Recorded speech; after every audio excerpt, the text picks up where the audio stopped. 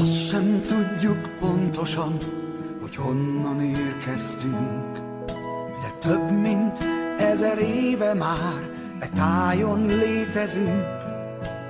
Megvívtuk a harcainkat századokon át, még mindig Magyarországnak hívják ezt a kis hazát.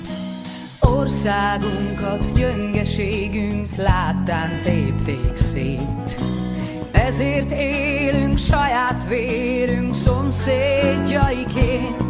A nagyvilágnak minden szegletében ott vagyunk, de ha nem vigyázunk egymásra, szép lassan elfogyunk. Hát épp ezért megmaradásunkért fogjunk össze, tegyünk végre magyar a magyarért. Bárhol is vagyunk, összetartozunk, hát örüljünk egymásnak, amikor találkozunk. Ott sem tagadjuk meg azt, hogy honnan származunk, hol törvényekkel büntetik, mikor megszólalunk.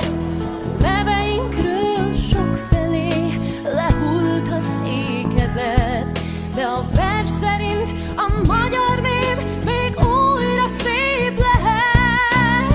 Tudjuk jól, hogy anyanyelvében él nemzetünk.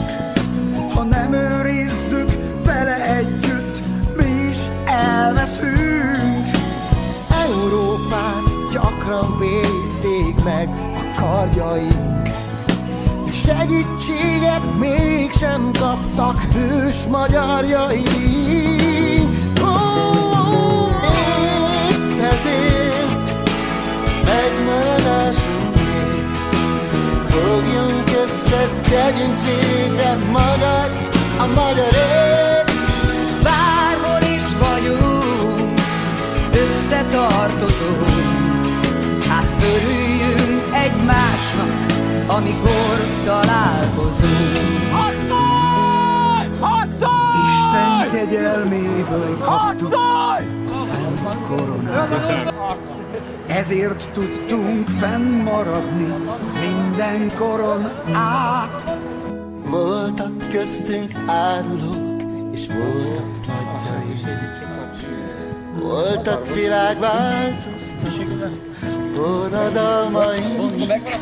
sors tragédiák minket úgy gyakran sújtanak. Hát óvjuk egymást akkor is, mikor nem bántanak. A nagyvilág sokkal szegényebb lenne nélkül, de senki nem fog tenni értünk, amit nem teszünk.